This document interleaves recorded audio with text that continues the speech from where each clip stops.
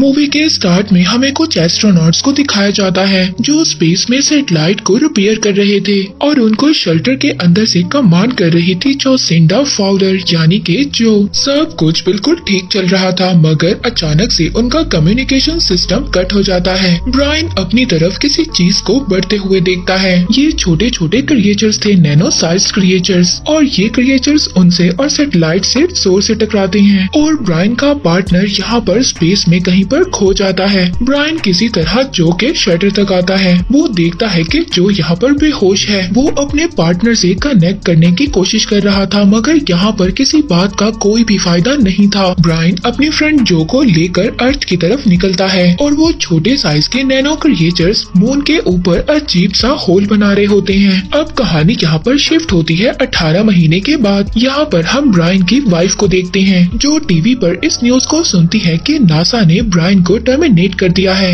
जो incident space में हुआ था उसकी वजह से। और टीवी पर ये दिखाया जाता है ब्रायन और जो की स्टेटमेंट पर नासा के लोग बिल्कुल भी ट्रस्ट नहीं कर रहे थे। ब्रायन की वाइफ ब्रायन से डिवोर्स ले चुकी थी और वो अपने बेटे सोनी को लेकर दूसरी कंट्री शिफ्ट होने वाली थी क्योंकि इस इंसिडेंट के बाद उन लोगों के पास घर भी नहीं था। इसके बाद इस मूवी की कहानी आगे शिफ्ट होती है 10 साल के बाद। हम यहाँ पर डॉक्टर केसी हाउसमैन को देखते हैं जो मून पर होने वाली एक्टिविटी के बारे में इंफॉर्मेशन को इकट्ठा कर रहा था और उसको मून के ऑर्बिटल डिस्टेंस में कुछ अजीब सा देखने को मिलता है। अब केसी जल्दी से नासा कॉल करता है और कहता है कि उसने नासा के डायरेक्टर से बात करनी है। जो को भी नासा से कॉल आती है और वो सुबह सुबह अपने काम के लिए निकल जाती है। जो जब अपने स्पेस सेंटर पहुँचती है तो उसको मून पर होने वाली अजीब सी एक्टिविटी के बारे में बताया जाता है और जो को यहाँ पर बताया जाता है कि मून का ऑर्बिट सिस्टम चेंज हो रहा है, ऑर्बिट का रेडियस बहुत ज्यादा कम हो रहा है और वो लोग फुटेज में कुछ अजीब सा देख रहे हैं मून के बिल्कुल मेरक्रेसियम हिस्से में। उधर दूसरी तरफ केसी की बातों को नासा वाले बिल्कुल भी सीरियस नहीं ले रहे थे।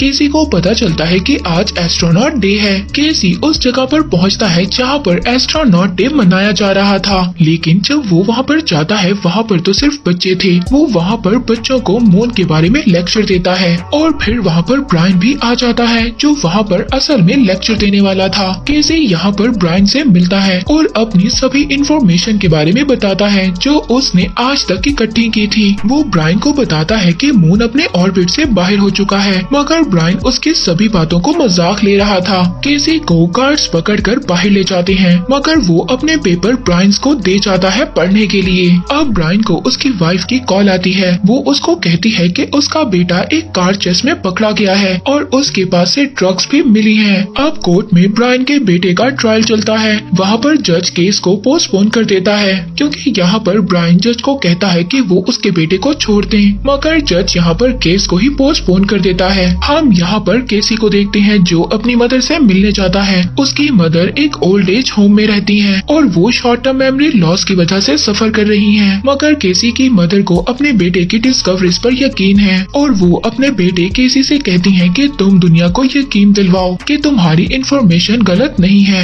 दूसरी तरफ हम स्पेस सेंटर को देखते हैं जहाँ पर जो के कलीग्स ये बात कर रहे थे कि उनके पास सिर्फ 3 हफ्ते ही बचे हैं। इसके बाद चांद के छोटे छोटे टुकड़े जमीन पर गिरने लगेंगे और इसका बस यही हल है कि उन लोगों को मून पर जाना होगा और उस होल को देखना होगा कि आखिरकार उस होल के अंदर है क्या। और अब इनको यहाँ पर पता चलता है ट्विटर पर ये न्यूज अपडेट है कि केसी ने कर दिखाया। वहाँ पर ब्रायन जो जज के साथ था अब वो भी टीवी पर वही न्यूज देखता है कि मून अपने ऑर्बिट से बाहर आ चुका है। वहाँ पर ब्रायन की एक्स वाइफ अपने हस्बैंड के साथ अपने बच्चों को लेकर यहाँ से निकलने वाले हैं मगर ट्रैफिक की वजह से कोई भी नहीं जा सकता था। अब नासा और यूरोपियन एजेंसीज मिलकर एक मिशन को स्टार्ट करते हैं। अब पूरी दुनिया में ये न्यूज फैल चुकी थी और हर किसी की हालत खराब होती जा रही थी। अब ब्रायन ये न्यूज देखकर मजबूर हो जाता है। वो केसी के पेपर्स को पढ़ने लगता है और उसकी वेबसाइट्स पर भी विजिट करता है।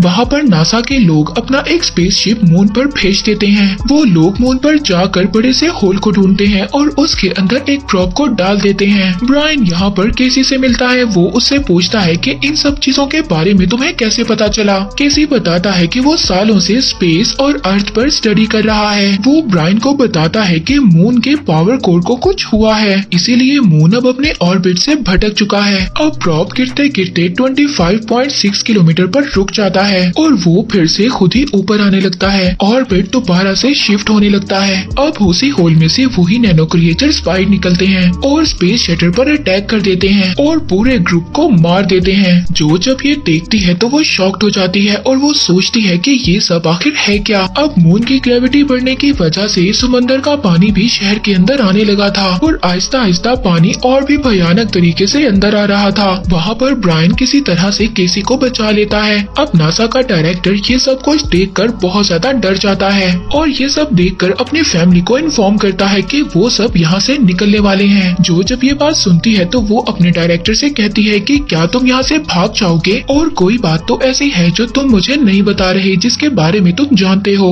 यहाँ पर नासा का डायरेक्टर जो से कहता है, डायरेक्टर कहता है कि अगर तुम्हें नासा के बारे में जानना है तो तुम जाकर एक आदमी से मिलो और क्लियरेंस के लिए उसको अपना कार्ड भी दे देता है। अब जो उस जगह पर पहुँच जाती है जिसके बारे में उसके डायरेक्टर ने उसको बताया था, वहाँ पर जाकर वो कुछ पुरानी रिकॉर्डिंग्स को चेक करती है और रिपेयर मिशन वाली फुटेज में उन्हीं नैनो क्रिएचर्स को देखती है और वहाँ पर वो एक आदमी होल्डन फील्ड से मिलती है जो को यहाँ पर 1969 की बात बताता है जब लोगों को मून के क्रस्ट पर अजीब सा कुछ मिला था, एक तरह का लाइट, और नासा ने इस बात को दबाने की कोशिश की थी और वो मिशन रिपेयर से कनेक्टेड है, यानी कि उसी मिशन से जो हमने मूवी के स्टार्ट में देखा था। और जब ब्रायन ने भी इस बात को उठाने की कोशिश की तो उसको पागल कहकर निकाल दिया गया और बताता है कि वो टेक्नोलॉजी हमसे बहुत ज्यादा एडवांस्ड है और हम तो अभी उनके सामने स्टोन एज में हैं। अब जो इस बारे में मिलिट्री से बात करती है जहाँ पर उसका एक्स हस्बैंड भी काम करता है, लेकिन वो जो कि एक भी बात नहीं सुनता। मिलिट्री भी न्यूक्लियर पावर से मून को डिस्ट्रॉय करना चाहती है, लेकिन इन सब चीजों से अर्थ को भी खतरा होगा।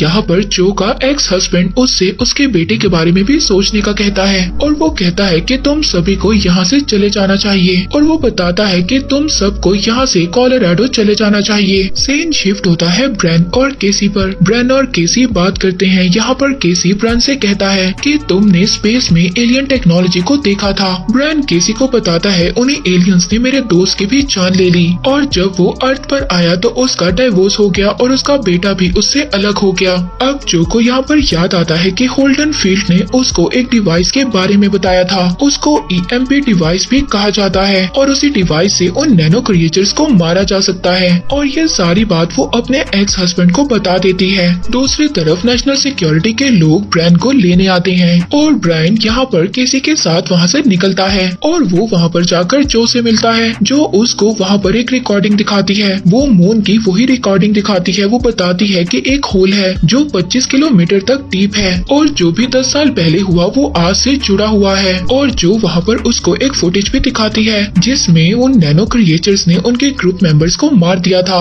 यहाँ पर केसी उन लोगों को बताता है कि वो क्रिएचर्स मून के कोर के साथ कुछ कर रहे हैं, शायद मून को उन क्रिएचर्स ने ही बनाया है। जो यहाँ पर ब्रायन से कहती है कि अगले मिशन के लिए उसे ब्रायन की हेल्प की जरूरत होगी, मगर यहाँ पर ब्रायन को बदले में कुछ चाहिए। अब एक म्यूजियम से उनके शटर को बाहर निकाला जाता है और कैलिफोर्निया की एयरबेस में सब लोग देखते हैं एशिया से अर्थक्वेक और वॉल्केनो के रिपोर्ट्स आ रही हैं और अब एयरफोर्स के लोग उसी EMP डिवाइस को लेकर आते हैं जिससे उन नैनो क्रिएचर्स को मारा जा सकता है।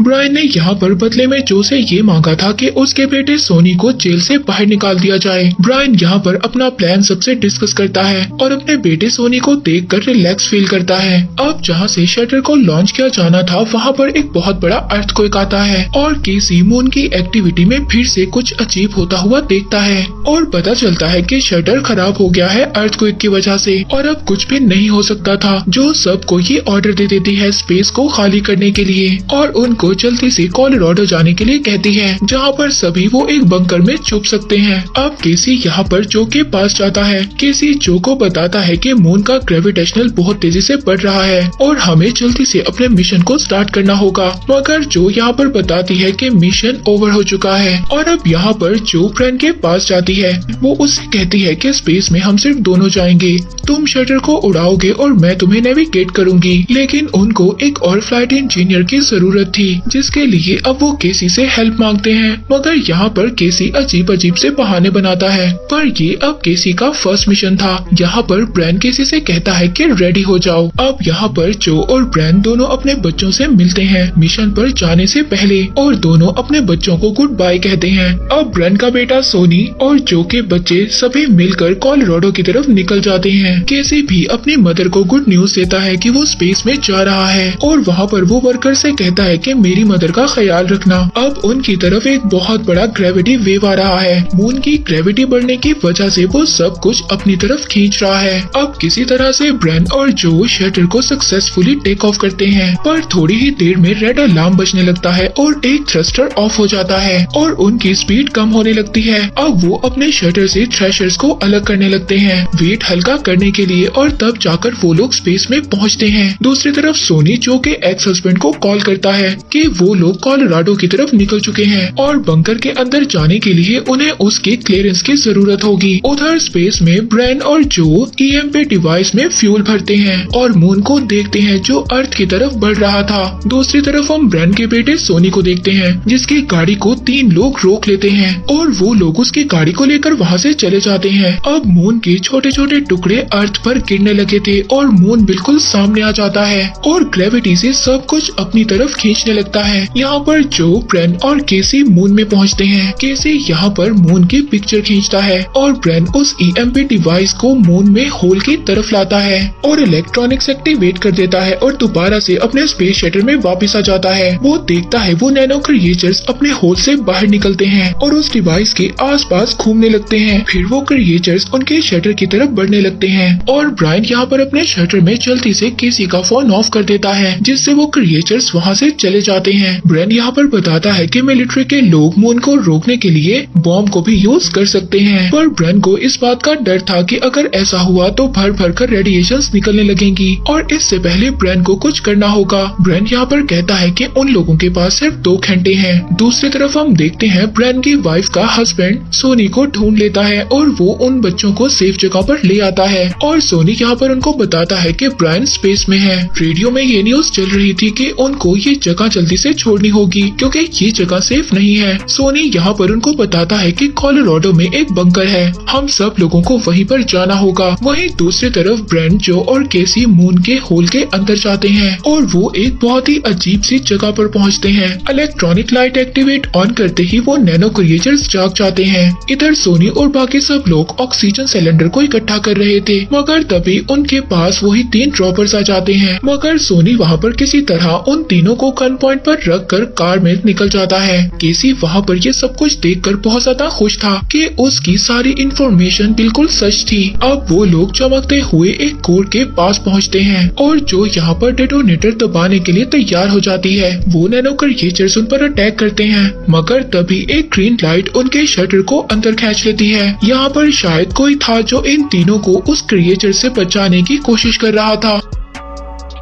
अब तीनों यहाँ पर बेहोश हो जाते हैं। उन तीनों को स्कैन किया जाता है। उधर मिलिट्री न्यूक्लियर वेपन्स को यूज करने के लिए तैयार थी। वहीं पर 3 ड्रॉपर्स दोबारा से सोनी का पीछा करते हैं और मून तभी उनके सामने आने लगता है और मून आकर ग्रेविटी से सब कुछ अपनी तरफ खींच रहा था और इसमें वो तीनों रॉबर्ट्स मर जाते हैं। उधर दूसरी तरफ जो का एक्स हस्बैंड सोनी को कॉल करता है और कहता है कि तुम लोग लेट हो चुके हो, अब न्यूक्लियर वेपन को एक्टिवेट किया जाएगा जिससे मून का एक बहुत बड़ा टुकड़ा अर्थ पर गिरेगा और रेडिएशन भी होगा, इसीलिए जल्दी से कहीं पर छुप जाओ। और जो के एक्स हस्बैंड को यहाँ पर पता चलता है सोनी से कि जो स्पेस में है। अब ये सुनकर वो शॉक्ड हो जाता है। वो ये सोचता है कि अगर मून को ब्लास्ट कर दिया तो उसकी एक्स वाइफ भी मर जाएगी। अब अर्थ पे से ऑक्सीजन आहिस्ता आहिस्ता खत्म हो रही थी और सभी लोग मर रहे थे। उधर स्पेस में जो और केसी को जब होश आता है कि वहाँ पर ऑक्सीजन है लेकिन वहाँ पर ब्रायन नहीं है। अब दोनों मिलकर बाहर ब्रायन को ढूंढने लगते हैं। एक दरवाजा वहाँ पर ओपन होता है। अब दोनों डरते हुए उसके अंदर जाते हैं और यहाँ पर शायद कोई है जो इन दोनों को गाइड कर रहा है। हो सकता है कि शायद वो कोई इंसान जैसा हो। ब्रायन को यहाँ पर होश आ जाता है। वहाँ पर वो एक लड़के को देखता है जिसमें उसके बेटे सोनी की यादें हैं। ब्रायन यहाँ पर उस लड़के से पूछता है कि तुम कौन हो।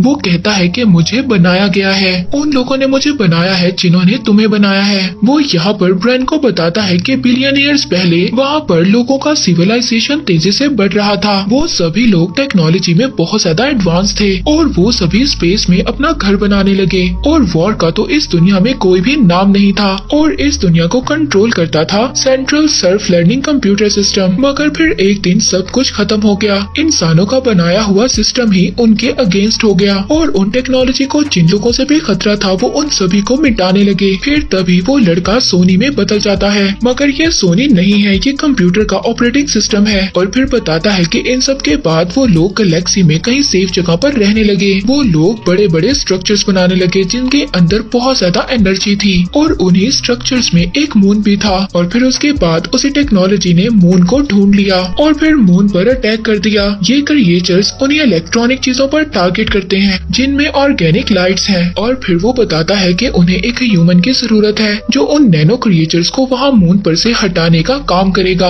और इससे ये होगा कि मून दोबारा से अपने ऑर्बिट में आ जाएगा। और फिर इसके बाद हम ब्रैन को देखते हैं जो बेहोश था और वो ये सब कुछ अपने ड्रीम में देख रहा था। जो और केसी जब उसको उठाते हैं तो वो उनको बताता है, वो बताता है कि उन्हें जल्द ही इन क्रिएचर्स को मारना होगा, इन क्रिएचर्स को जल्द ही मून पर से हटाना होगा वरना एक बहुत बड़ी तबाही दुनिया में हो जाएगी। और वो अब तीनों देखते हैं कि वहाँ पर जो टेक्नोलॉजी थी उसने उनके शटर को ठीक कर दिया था। शटर का पावर ऑन होते ही वो क्रिएचर्स मून के कोर पर से हट जाते हैं और वो अब शटर का पीछा करते हैं। अर्थ पर ऑक्सीजन की कमी की वजह से सब लोगों ने ऑक्सीजन मास्क को पहन लिया था। अर्थ पर ऑक्सीजन की कमी की वजह से लोग मर रहे थे। सोनी और बाकी सब लोग जब आगे बढ़ रहे थे तभी वहाँ पर चांद के बड़े बड़े टुकड़े जमीन पर गिरने लगते हैं और सोनी वहाँ पर गिर जाता है। हम देखते हैं कि मून अर्थ के एटमॉस्फेयर में आ चुका था। अब मिलिट्री के लोग वेपन को एक्टिवेट करने ही वाले थे, लेकिन जो का एक्स हस्बैंड ऐसा करने नहीं देता क्योंकि जो अभी स्पेस में थी। दूसरी तरफ स्पेस में ब्रैन, केसी और जो से कहता है